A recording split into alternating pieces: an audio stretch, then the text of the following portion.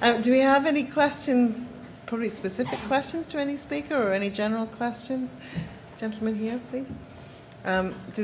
Use your own microphone, press the button, I think, is the key thing.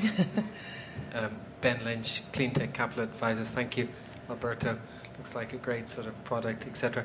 The prices you quoted for like between 4 and 10k per unit, depending on sort of 1k or 10k volumes, what would the end user price be? Obviously there's different models to how it's delivered, but let's assume it was installed by somebody and there's installation cost and facilities and all that sort of stuff. What do you think the final end user cost would be for that 2.5 kilowatt system? Okay. For that, the number that we use is the difference, or the marginal difference between installing, let's say, a conventional gas boiler or a condensing boiler and the cogeneration function, because we don't want to mix the cost of the water storage or other ancillaries that are there, even if there is no fuel cell. And based on the market analysis of our partners, and our partners are people selling boilers and analyzing this market, to put it like this, life begins when an end customer has not to pay more than 3,000-4,000 per kilowatt to install. And the party begins when you go below 3. So at these numbers, the market is large. At higher numbers, there is a market, but it's, of course, you start from the top of the pyramid and you go down. So the indicative number is for an end user, and I say without additional subsidies, with what is available today, with the incentive that are available today, I would even say starting at 5,000, 4,000 per kilowatt, the market starts. At below 4, at 3, it explodes for that particular application. For large power plants, it's a little bit lower, but for domestic, it can be higher. So you think, well, the channel will ultimately decide the price that it's sold at, that it could be somewhere in that 3,000 to 5,000 per. Yeah, that's what our partners selling boilers and selling today, Stirling engine and other cogeneration. They start to market their units at 10,000 per kilowatt.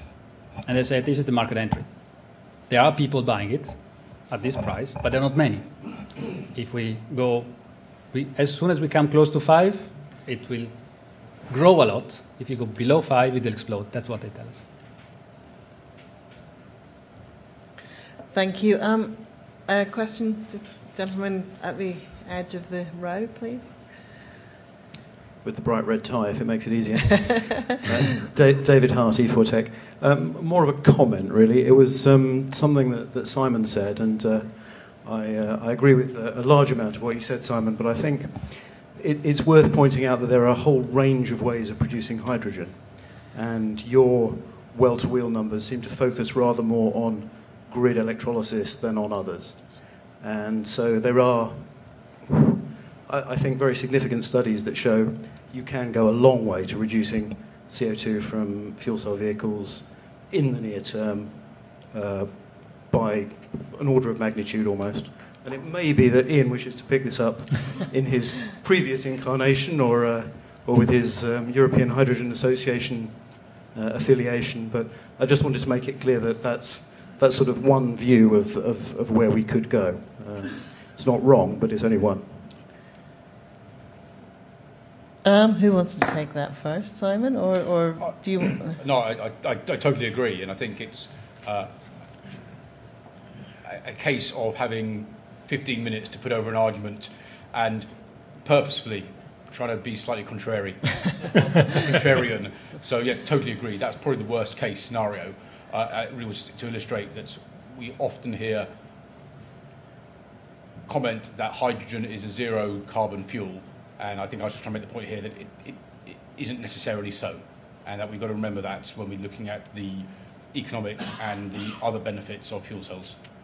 But thanks for the comment. Totally agree.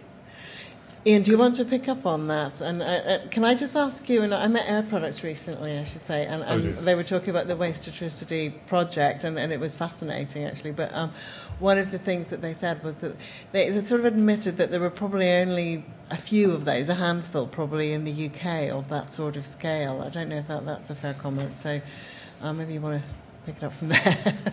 Yeah, there are two very diverse comments there, I suppose. In terms of the hydrogen availability and the well-to-wheel analysis, you pick your route and you can take your numbers, really. I mean, there are very, very different, diverse methods of producing hydrogen, and that's what makes it attractive at the end of the day. And in my previous guise at Air Products, I ran their hydrogen energy group for 10 years. We're aware of we were aware of 90% of the, I think, ways and means of producing those hydrogen molecules, and not all of them are cost effective. And probably the least cost effective one today is grid-connected electrolysis. So you would you would take your time to move towards that, as opposed to maybe putting it up as an example for comparison with diesel at this point in time, I would suggest. But I agree, Simon, there are lots of ways of cutting that cake.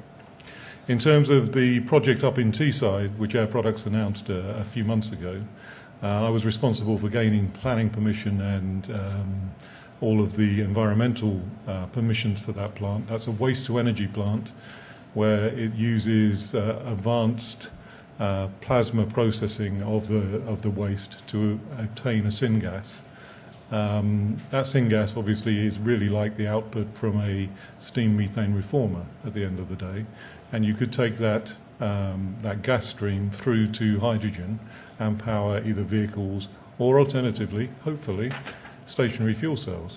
So at the moment Air Products' plans are to put the majority of that syngas into gas turbines and produce power at, say, 40%, maybe slightly higher efficiency.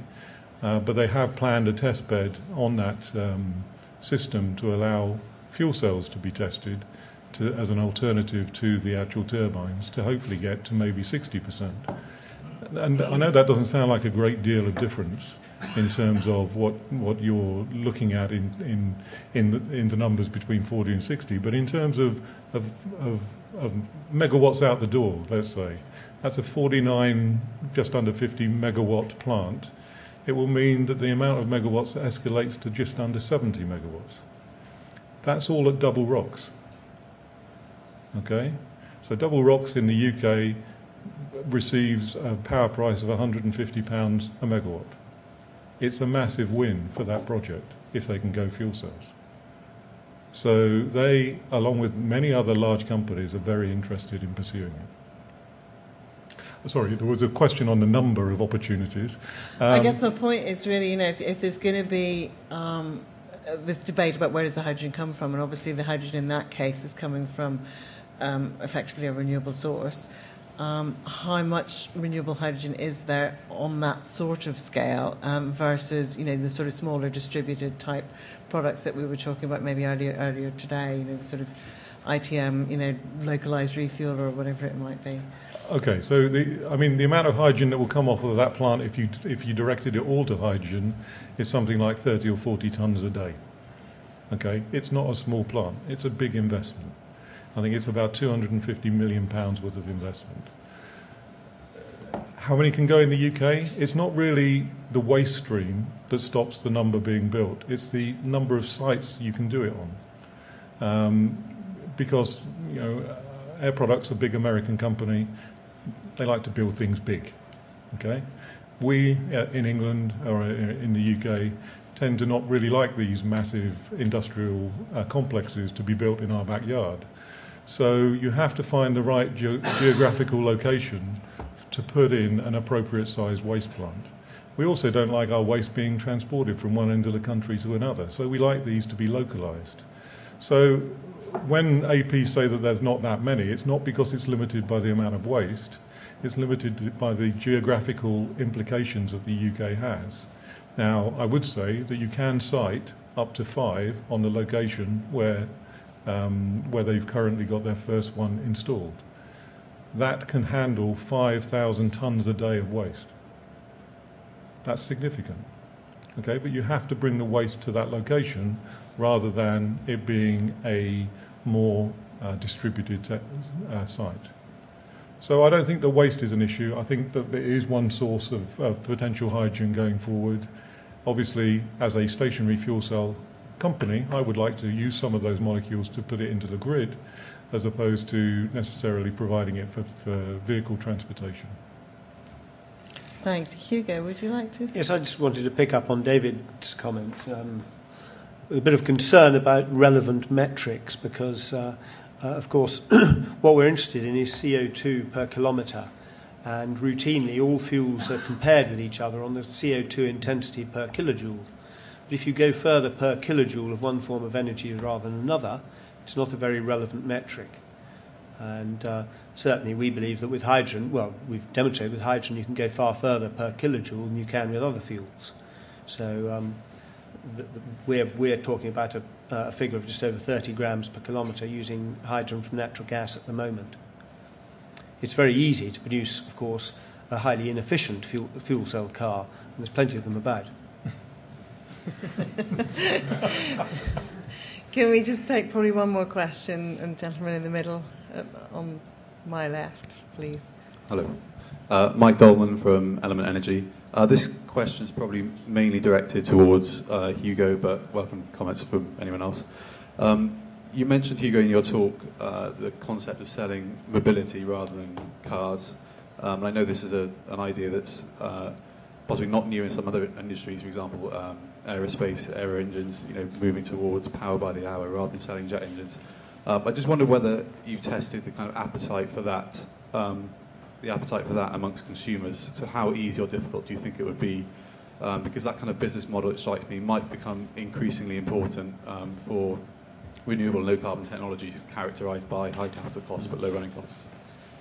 Well, we haven't done formal customer research. We believe very sincerely that it's not possible to get valid results from researching something that people don't have any experience of. Having said that, we are increasingly buying services rather than products, and it happens in many areas of life, business to consumer as well as B2B. So we don't see that as a problem. There are cultural trends, they're happening slowly, and one of the great beauties of being a startup is that you don't need 90% of the customers out there to like what you're after. As long as 5% like what you're offering, then you've got a market. And clearly there is a trend away from saddling oneself with wasting capital assets. I think, well, the EV charging is another area where there's a sort of, a lot still to, the jury's out really. I mean, who knows where we're going to end up on EV and batteries. So hydrogen's that bit further away. Who knows where we're going to end up. So unless there are any really burning final questions, I think we're going to close it here and try and catch up a little bit of time. Thank you all very much. Thank you to our panellists. And we'll have a short coffee break and we'll be back in about 10 minutes. Thank you.